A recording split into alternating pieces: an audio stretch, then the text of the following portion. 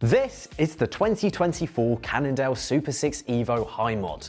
A very nice bike indeed, and it scored 4.5 stars in a recent Cycling Weekly review. And this is the 2014 Cannondale SuperSix Evo. Again, another very nice bike, which also scored 4.5 stars in a Cycling Weekly review. Now, apart from the obvious differences in spec, they're essentially the same bike, just spaced 10 years apart. And I think the SuperSix Evo is a really great example of how bikes have evolved, but more importantly, where they might be going in the future. Before we get into the nitty-gritty, you know the drill, give the video a thumbs up and don't forget to subscribe if you haven't already.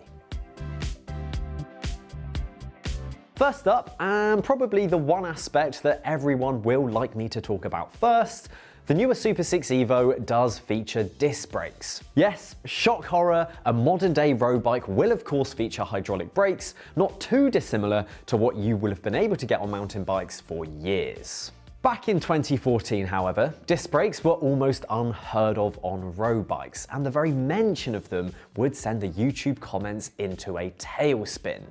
However, in the intervening years, there's been countless debates about which is better and whether we really need disc brakes or not. But the general consensus these days is that disc brakes offer far better braking performance for a smallish, depending on who you ask, weight penalty. Yet, some people still love the look and feel of a rim brake road bike, and I count myself among that group. You can even find a video I made about my beautiful rim brake Specialized Alley up in the corner.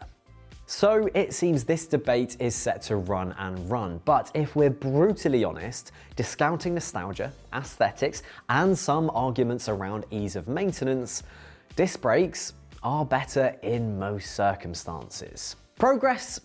I think so. Although I'm sure you will all let me know what you think down in the comments. Aero is perhaps one of the biggest buzzwords in road cycling right now, and no bike release would be complete without the brand claiming their new aero optimized bike will save you X number of watts over Y number of kilometers. And the 2024 SuperSix Evo is no different, with a claimed 17 watts saved at 45 kilometers per hour compared to the previous generation. Looking back at the 2014 model though, it's clear to see that aero was probably not considered at all when they first designed the bike. There's rounded tubes, externally routed cables galore, and a traditional double diamond silhouette. Opinions on looks aside, I mean, who doesn't love the look of a traditional double diamond frame set? There's no doubt the aero revolution of the last 10 years is generally considered a good thing. Albeit with one slight caveat, and that's weight, which we're going to get onto next. It's difficult to find exact figures, but Cannondale claimed the 2014 SuperSix Evo High Mod frameset weighed sub 700 grams. They claimed the 2024 SuperSix Evo High Mod frameset to weigh 810 grams, so an increase of around 110 grams. In terms of the complete build, the 2024 model comes in at a claimed 7.69 kilos, and that's for a size 54. And while we couldn't find the exact weight of the 2014 model, we'd conservatively estimate it to be around the 6.7 to 7.1 kilo range, around a kilo lighter than the newer model. Now, this may not matter to you, and as we've already mentioned, the 2024 model has plenty of aero optimization, while the 2014 model has, well, basically none. It's also worth mentioning that the 2024 model features an electronic groupset from Shimano, whereas the 2014 model came with a cable-actuated groupset from SRAM.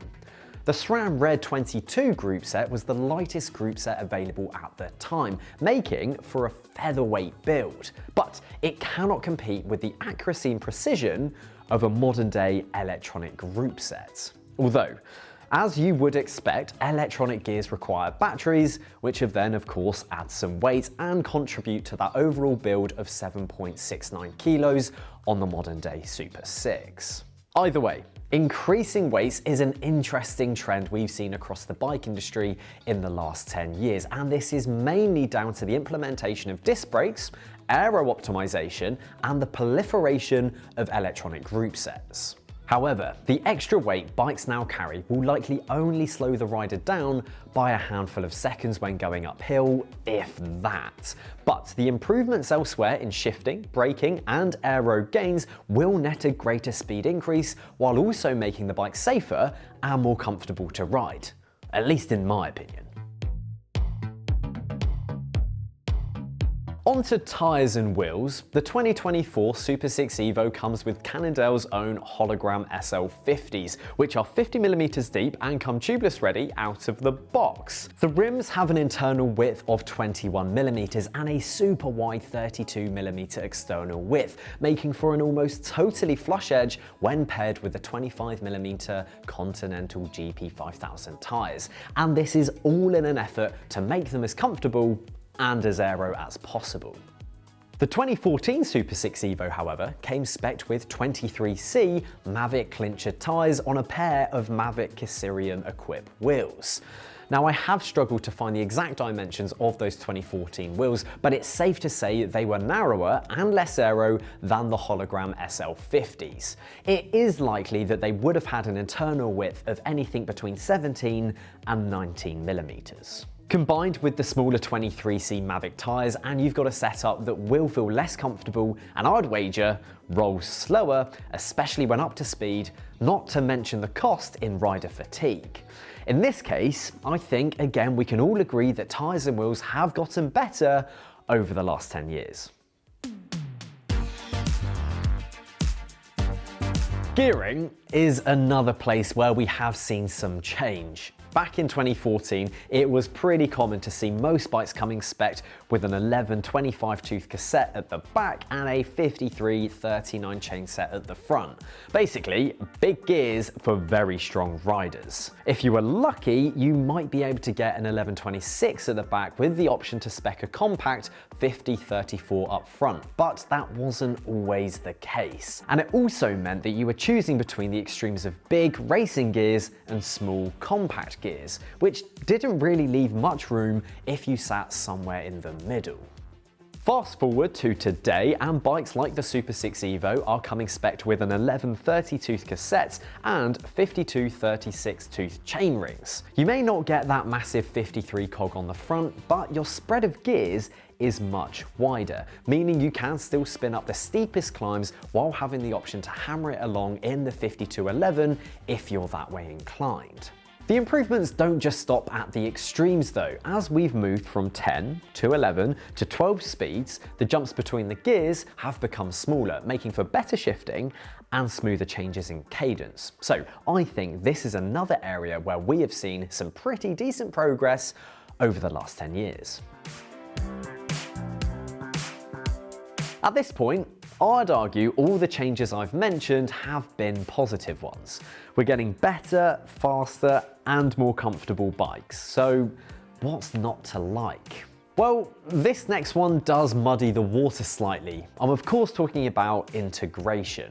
Hiding all of the gear and brake cables inside the cockpit, frameset, and fork certainly makes for some clean lines and a very fast bike. And if you are looking for that 0.001% of aero optimization found on modern day superbikes, then that's probably a good thing. For the rest of us, it could be argued we'd benefit more from the user-friendly setup found on the older model, where many of the cables were externally routed, making for far easier at-home maintenance. Now, I have to give brands like Cannondale their due. They have worked really hard over recent years to make working with internally routed cables as easy as possible, and things have certainly improved. The new version even comes with a threaded bottom bracket instead of the press-fit one found in the 2014 model. I also suspect they wouldn't sell many 2024 SuperSix Evos if the hydraulic hoses ran along the outside of the bars and the frame. But there is no doubting that a modern day road bike can be far trickier to work on than a similar bike from 10 years ago. Maybe none of this matters to you and you love having everything internally routed, but it's perhaps one area where bikes have taken a step back for the everyday rider. Another interesting trend is that brands are now leaning towards speccing their own OEM components rather than going to a third-party supplier. In our example, we've got Cannondale speccing their own hologram wheels in 2024, rather than the Mavic wheels that they went for in 2014. It's the same with other brands as well. Giant have Cadex, Specialized have Roval, and Trek have Bontrager. In the past, this may have been seen as a bad thing, as in-house brands were sometimes perceived to be the substandard components to the third-party offerings. However, in 2024, the likes of Hologram, Cadex, Roval, and Bontrager all make really good stuff that's been proven at the highest level of road cycling. So I think those days are long behind us, and you'll only be seeing more from the in-house brands in the future.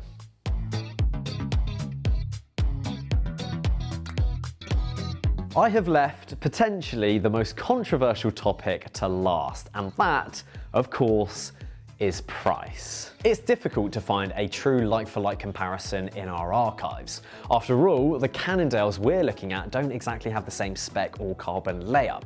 Now, it's especially so when considering that the High Mod is no longer the best SuperSix Evo that Cannondale produces, since the new Lab 71 model has superseded it as the top model. However, there's no doubt bikes have increased in price over the last 10 years.